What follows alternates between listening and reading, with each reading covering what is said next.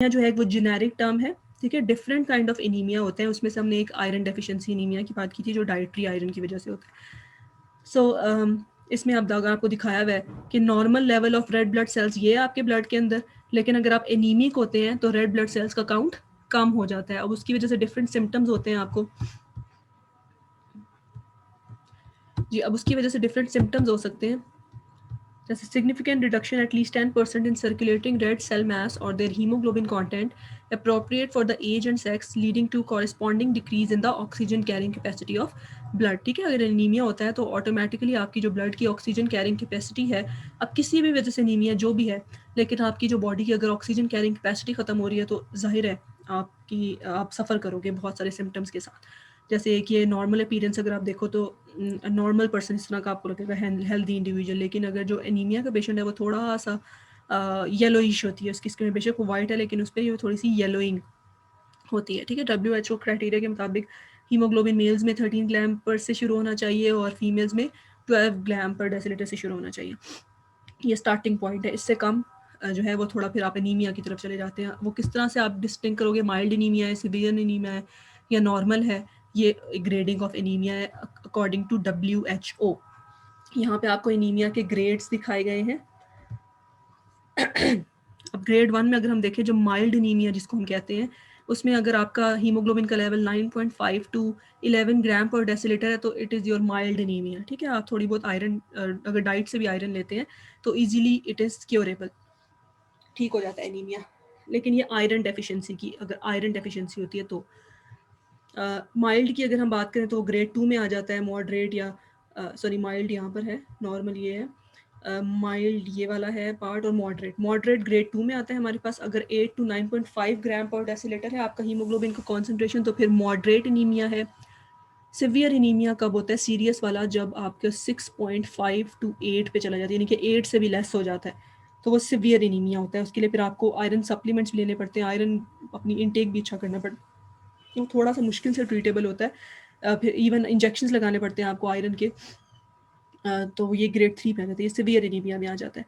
और फिर ग्रेड 4 जो लाइफ थ्रेटनिंग होता है, अगर 6.5 से भी लेस हो गया आपका, जो नॉर्मल कंडीशंस में तो नहीं होता, जैसे कोई इंजरी हो गई है, फॉर खुदा ना खास्ता कोई एक्सीडेंट वगैरह हो गया, बहुत ज़्यादा ब्लीडिंग हो गई है, उसकी वजह से फिर ये इस पे चला जाता है, लाइफ थ्रेटनिंग पे चला जाता है, 6.5 से ग्राम पर डेसीलीटर से लो हो जाता है। So that is anaemia grade. आप किस तरह से ग्रेड करते हैं एनीमिया को, नॉर्मल है, माइल्ड है, मॉडरेट है या सीरियस है या फिर लाइफ थ्रेटनिंग है।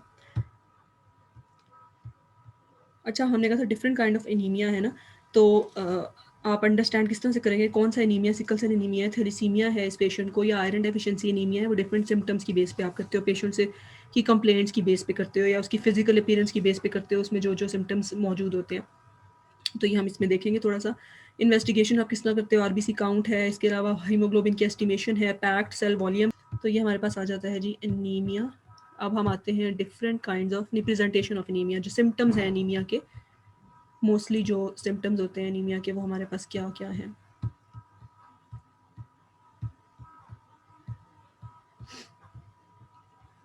ये डिफरेंट सिम्टम्स हैं एनीमिया की। टायर्डनेस हो जाती है, वीकनेस हो जाती है बहुत ज़्यादा। ज़्यादा टायर्डनेस ये है कि आपको प्रॉपर ऑक्सीजन नहीं मिल पा रही ना आपकी बॉडी के सेल्स को, तो आप टायर्ड फील करते हो, बहुत ज़्यादा वीक हो जाते हो, क्योंकि आयरन डेफिशिएंसी आपकी बॉडी के अंदर। स्किन पेल हो जाती है और अगेन ऑक्सीजन की कमी की वजह से। इरेगुलर हार्ट बीट हो जाती है आपकी, शॉर्टनेस ऑफ ब्रेथ है, हेड एक है, कोल्ड हैंड एंड फीट है, डिजीनेस, क्योंकि जिसको ब्लड का एक प्रॉपर जो वॉल्यूम जब मेंटेन होता है तो ब्लड का एक टेम्परेचर उस हिसाब से मेंटेन रहता है। तो जैसे अगर आप में ब्लड की कमी होगी तो ज़ाहिर है ब्लड की जो थिकनेस है या विस्कोसिटी उसमें चेंज आएगा, तो उसकी वजह से आपके हैंड और फीट जो है वो कोल्ड होना शुरू हो जाते हैं। डिजीनेस है, चेस्ट पेन है, ये सब प्रेजेंटेशन है एनीमिया की। अब किस तरह का एनीमिया है वो हम क्लिनिकली डिटर्मिन करते हैं विद डिफरेंट टेस्ट्स। वो टेस्ट्स हम बाद में पढ़ते हैं किस तरह के टेस्ट्स होते हैं जिससे हम डिफरेंट काइंड ऑफ एनीमिया को डिफ्रेंशिएट करते हैं। तो हम अभी आते हैं टाइप ऑफ एनीमिया की तरफ, जो मैंने ऑलरेडी आपको न्यूट्रिशनल डेफिशिएंसी के बारे में बताया या आयरन डेफिशिएंसी एनीमिया के बारे में बताया। क्योंकि आयरन नहीं है तो iron is required for haemoglobin synthesis, इसलिए आयरन डेफिशिएंसी एनीमिया हो जाता है हमारे पास। ठीक है, उसके क्लिनिकल फीचर्स क्या है, ये जो अर्ली फेज़ है जिसमें जनरल फॉर एनीमिया, ये येलोइंग ऑफ आपकी जो नेल्स हैं ये भी इस तरह से होना शुरू हो जाते हैं। ये आपकी ज़बान जो है वो देखें इस तरह से उन्होंने प्रेजेंट किया हुआ है। इस तरह से आपकी ये जो छाले से बनना शुरू हो जाते हैं, तो ये सब अर्ली फेजेस हैं, क्लिनिकल फीचर्स हैं और एनीमिया के। इस पे आप डिक्रीज रेड सेल की अच्छा ये अब आयरन डेफिशिएंसी की दूसरा, एक तो आयरन डेफिशिएंसी एनीमिया होता है और एक होता है हमारे पास विटामिन B12 की डेफिशिएंसी की वजह से। ठीक है, एक एनीमिया है जिसको हम आयरन डेफिशिएंसी एनीमिया कह रहे हैं, वो उसके नाम से आपको पता लग रहा है वो किस वजह से, आयरन की डेफिशिएंसी की वजह से है। एक और तरह का हमारे पास एनीमिया होता है, that anaemia is called megaloblastic anaemia. ये किस लिए होता है, विटामिन B12 की डेफिशिएंसी की वजह से। ठीक है, विटामिन B12 का क्या रोल है एरिथ्रोपोइसिस। अच्छा, उसमें विटामिन B12 का ये रोल होता है कि जब हम डाइट से लेते हैं विटामिन B12, ठीक है, तो विटामिन B12 जाके जो हमारी लार्ज इंटेस्टाइन है उस वो एब्जॉर्ब करती है विटामिन B12 को, और ये विटामिन B12 जाकर स्टोर हो जाती है इन द लिवर, और ये बहुत लंबे अरसे तक स्टोर रह सकती है। और इसका जो डाइट से जो है एनिमल जो प्रोडक्ट्स होते हैं ना, या डेयरी प्रोडक्ट्स होते हैं, विटामिन B12 रिच होता है उसके अंदर। तो जब आप एनिमल प्रोडक्ट्स खाते हैं या डेयरी प्रोडक्ट्स खाते हैं, तो आपके विटामिन B12 के जो रिजर्व्स होते हैं ना, वो बहुत ज़्यादा इंक्रीज हो जाते हैं, और आप इसको यानी कि ये विटामिन B12 को बहुत एफिशिएंटली लिवर जो है वो स्टोर कर लेता है। अब विटामिन B12 के साथ साथ आपकी जो बिल्डिंग ऑफ DNA सिंथेसिस है उसके लिए फॉलिक एसिड भी बहुत ज़्यादा ज़रूरी है। फॉलिक एसिड जो है वो इतने ज़्यादा देर तक रिजर्व नहीं रह सकता, 4 मंथ से ज़्यादा वो स्टेबल नहीं रह सकता। सो आपकी बॉडी में फॉलिक एसिड के रिजर्व्स और विटामिन B12 के, यस मैम। ठीक है, तो विटामिन B12 क्यों नेसेसरी है एरिथ्रोपोइसिस में, उसका क्या फंक्शन है, वो बेसिकली जो रेटिकुलर साइट है उसको हेल्प करती है, या रेटिकुलर साइट को मैच्योर होने में हेल्प करती है इनटू वर्किंग फंक्शनल आरबीसी। ठीक है, आपको पता है ना रेटिकुलर साइट का, तो रेटिकुलर साइट जो होता है उसका साइज बड़ा होता है और वो प्रॉपर्ली फंक्शन नहीं होता, एफिशिएंटली डिज़ाइन नहीं होता अपने फंक्शन के लिए, उसको आरबीसी में उसको मैच्योर होना पड़ता है। ठीक है, ताकि वो आरबीसी प्रॉपर आरबीसी बन सके और अपना फंक्शन परफॉर्म कर सके। तो अगर विटामिन B12 की डेफिशिएंसी होगी तो लार्ज साइजेस ऑफ यानी कि रेटिकुलोसाइट मैच्योर ही नहीं होगा आरबीसी में, तो क्या होगा उसके नतीजे में, रेटिकुलर जो साइज है आपको, रेटिकुलोसाइट्स उसमें आएंगे ना ब्लड स्ट्रीम के अंदर, तो उसका साइज जो होगा वो बड़ा होगा आपके जो रेटिकुलोसाइट है एज कम्पेयर टू आरबीसी। तो इसकी वजह से आपको कहते हैं मिगैलोब्लास्टिक, मिगैलो मीन्स बड़े से, मिगैलोब्लास्टिक एनीमिया, सेल का साइजेज जो है वो आपको बड़े नजर आएंगे। क्यों? Because of vitamin B12 deficiency that is very necessary for the maturation of reticulocyte into RBC।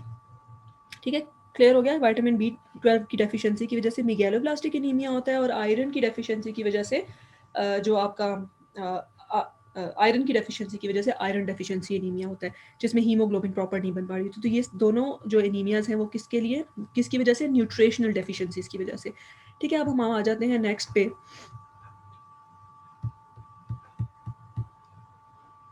ये मेगैलोब्लास्टिक एनीमिया में आप देखो ये इस तरह के सेल, ये जो साइज आपकी स्किन के, ये भी बड़ा हो जाता है साइज, जैसे आपको नजर आ रहे हैं यहाँ पे सेल जबान का, इस तरह से ये देखो बड़े साइजेस बन गए हैं। ये छोटे ना, ये नॉर्मल साइज है, ये बड़े साइज है मेगैलोब्लास्टिक या मेगा साइजेस ऑफ सेल। अब ब्लड सेल जो है वो एक और रीज़न की वजह से भी डिक्रीज हो सकते हैं, that is called another kind of anaemia, that is a plastic anaemia या डिसप्लास्टिक एनीमिया आप इसको कहते हैं। ठीक है, ये न्यूट्रिशनल डेफिशिएंसी की वजह से नहीं होता, ये होता है bone marrow, red bone marrow की डेफिशिएंसी की वजह से, यानी कि रेड बोन मैरो में कोई मसला आ गया है।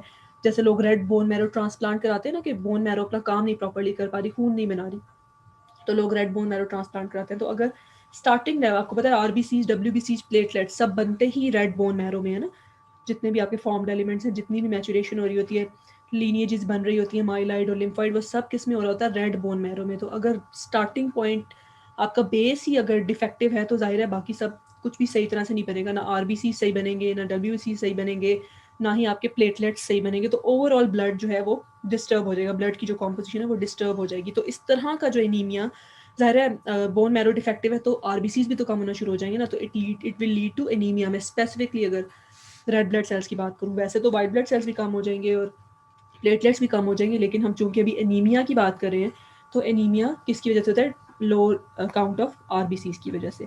तो बोन मैरो जब अपना काम नहीं प्रॉपर से परफॉर्म करेगी तो आरबीसीज का काउंट ऑटोमेटिकली कम होता जाएगा, और दिस काइंड ऑफ एनीमिया जिसमें बोन मैरो की वजह से आरबीसी का काउंट कम होता है, वो कहलाता है ए प्लास्टिक एनीमिया। उसकी प्रेजेंटेशन है ए प्लास्टिक एनीमिया में कुछ इस तरह की सिम्टम्स होते हैं। अच्छा, फिर हमारे पास आ जाता है जी हीमोलिटिक एनीमिया। हीमोलिटिक का क्या मतलब है, हीमोलाइसिस से।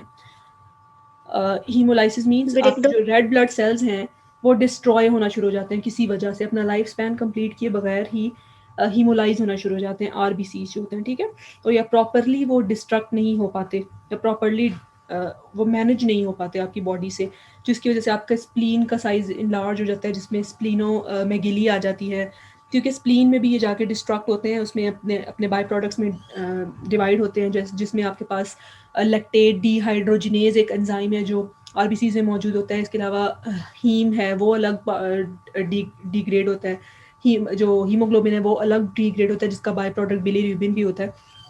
तो अगर एबनॉर्मली आपके रेड ब्लड सेल जो हैं वो हीमोलाइज होना शुरू हो रहे हैं, ठीक है, तो वो क्या कहलाता है, हीमोलिटिक एनीमिया। अब उसकी बहुत सारी रीज़न हो सकती है, हेरिडिटरी भी हो सकती है, इसके अलावा ऑटो इम्यून, इसकी यानी कि ऑटो इम्यून डिसऑर्डर की वजह से भी हीमोलिटिक एनीमिया हो सकता है। Non immune responsive, non immune में हमारे पास आ जाता है सेल सिकल सेल एनीमिया है, थैलीसीमिया है, ये सारे किस में आ जाते हैं, हीमोलिटिक एनीमिया की फर्दर टाइप्स हैं, आप समझ लो कौन कौन सी, सिकल सेल एनीमिया, थैलीसीमिया और ऑटो इम्यून हीमोलिटिक एनीमिया, ये सब हमारे पास आ जाते हैं, जिसके अंदर एबनॉर्मली जो रेड ब्लड सेल्स है वो डिस्ट्रॉय होना शुरू हो जाते हैं।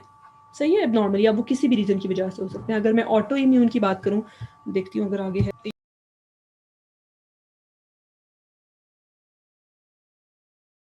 जैसे, ठीक है, इसमें सिकल सेल एनीमिया में क्योंकि उसकी शेप जो होती है वो प्रॉपर नहीं होती ना सेल की, तो वो अपना फंक्शन प्रॉपरली परफॉर्म नहीं कर सकता, कुछ भी सही तरह से परफॉर्म नहीं कर सकता, तो उसका लाइफ स्पैन भी शॉर्ट हो जाता है और वो डिस्ट्रॉय होना शुरू हो जाते हैं जल्दी।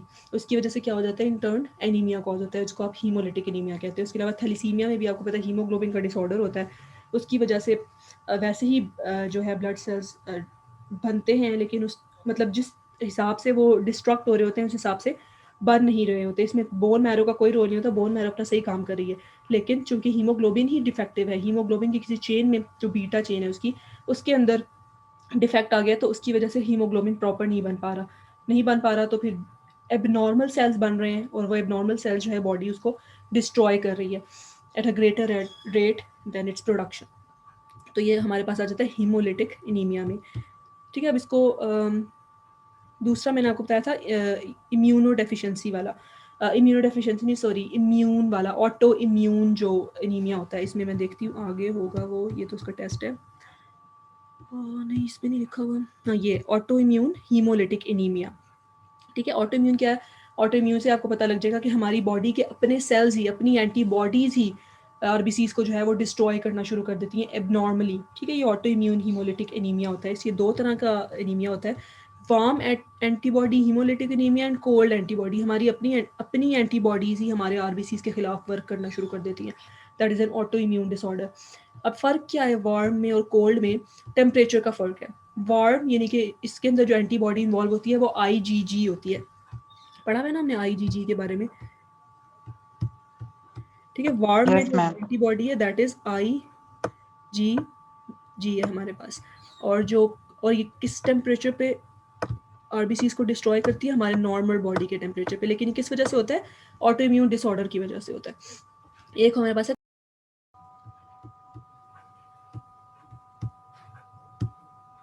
जी हम ऑटो इम्यून हीमोलिटिक एनीमिया की बात कर रहे थे, ठीक है। मैंने आपको बताया वार्म एंटीबॉडी होती है और कोल्ड एंटीबॉडी होती है। वार्म इसको क्यों कहते हैं, बिकॉज ये 37 डिग्री सेंटीग्रेड पर वर्क करती है, और कौन सी एंटीबॉडी है जो इसमें इन्वॉल्व होती है, जो हमारे रेड ब्लड सेल्स को हीमोलाइज करती है, वो है हमारे पास आईजीजी, ठीक है। ये वार्म एंटीबॉडी हीमोलिटिक एनीमिया जो होता है। कोल्ड एंटीबॉडी हीमोलिटिक एनीमिया जो होता है, इसके अंदर आईजीएम इन्वॉल्व होती है, और ये 0 to 5 डिग्री सेंटीग्रेड पर वर्क करती है। डिफरेंट कैटेगरी, जैसे मलेरिया का कोई पेशेंट है तो उनको आपको पता है बहुत सर्दी लग रही होती है, बहुत उनको वो फील होता है, क्या कहना चाहिए, बिल्कुल शिवरिंग वो कर रहे होते हैं, तो उनकी बॉडी का टेम्परेचर जो है वो लोअर हो जाता है। इस तरह के जो वैसे भी मलेरिया आपको पता है कि आरबीसीज जो पैरासाइट होता है वो आरबीसीज पर अटैक करता है, तो इसमें हमारे पास जो इन्वॉल्व होती हैं वो कोल्ड एंटीबॉडी हीमोलिटिक एनीमिया होता है। So this is different kind of anaemia. इसके अलावा जो एनीमिया, सॉरी, इसका हम टेस्ट फाइंड आउट करते हैं कि हम कैसे पता लगता है कि ये इम्यून डिसऑर्डर है, और कौन सा इम्यून डिसऑर्डर है, ठीक है। इसमें सिंपली आप ब्लड सैंपल लेते हो from a patient with immune mediated haemolytic anaemia, आपने अब पता लगाना है ये वार्म एंटीबॉडी एनीमिया है या फिर कोल्ड एंटीबॉडी एनीमिया है, ताकि आप उसके हिसाब से उसकी ट्रीटमेंट कर सको। इसको आप क्या कहते हो, डायरेक्ट कूम्स टेस्ट कहते हो, या डायरेक्ट एंटी ग्लोबुलिन टेस्ट कहते हो, तो इसके अंदर आपने पेशेंट का ब्लड कलेक्ट किया, ठीक है, और फिर आपने उसको क्या किया, are shown attach to antigens on the RBC surface. RBC के ऊपर एंटीजेंस अटैच होती हैं, जो आरबीसीज की एंटीजेंस होती हैं। The patients washed the patients washed RBCs are incubated with anti human antibodies, जिनको कूम्स रिएजेंट कहा जाता है, ठीक है। इसमें एंटी ह्यूमन एंटीबॉडीज़ यूज़ करते हैं आप, ताकि आप उसको टेस्ट की सेंसिटिविटी को चेक कर सको। आरबीसीज एग्लूटिनेट हो जाते हैं। अगर तो पॉजिटिव टेस्ट रिजल्ट आता है तो जो आरबीसीज होते हैं वो क्या करते हैं, एग्लूटिनेट हो जाते हैं। और इसमें जो कोटेड एंटीबॉडीज़ होती हैं वो दोनों तरह की डाली जाती हैं, आईजीजी भी डाली जाती है और आईजीएम भी डाली जाती हैं। तो अगर तो वो वार्म एंटीबॉडी हीमोलिटिक एनीमिया है तो ज़ाहिर है वो आईजीजी के साथ जाके बाइंड कर जाएगा, और अगर वो कोल्ड एंटीबॉडी हीमोलिटिक एनीमिया है तो फिर वो आईजीएम कोटेड एंटीबॉडीज़ के साथ जाके एक्ट कर जाएगा, और ये जो रेड ब्लड सेल्स होते हैं वो एग्लूटिनेट हो जाते हैं, ठीक है। इसकी वजह से आपको पता लग जाता है कि yes this person is the patient of auto immune haemolytic anaemia. तो इस वजह से भी हमारी बॉडी के अंदर आरबीसीज की कमी हो जाती है बिकॉज ऑफ दिस डिसऑर्डर। इसके अलावा आपको पता है कोई इंजरी वगैरह हो जाए, कोई खुदा ना खास्ता एक्सीडेंट वगैरह हो जाए, जिसको आप हेमरेजिक एनीमिया कह सकते हो, of course due to acute haemorrhage, bleeding की वजह से बहुत ज़्यादा ब्लड लॉस हो गया है किसी रीज़न की वजह से, तो वो हमारे पास आ जाता है हेमरेजिक एनीमिया।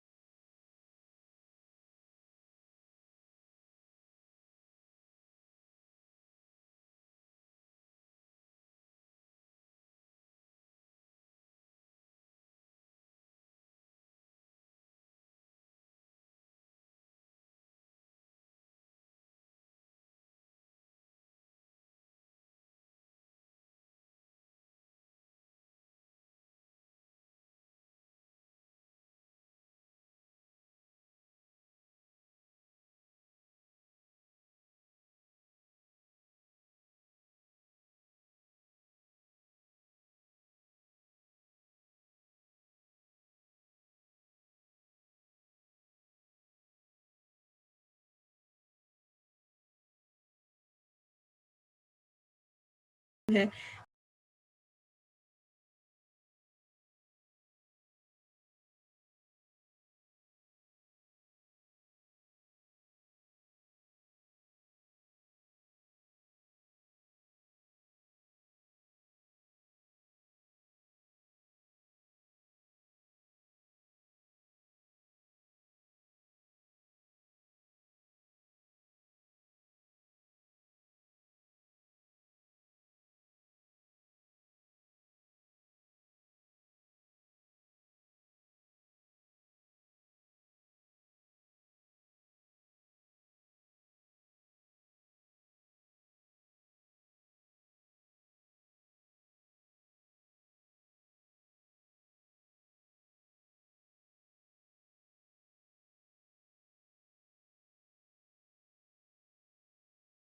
सिनेप्टिक पे बात, तो सिकल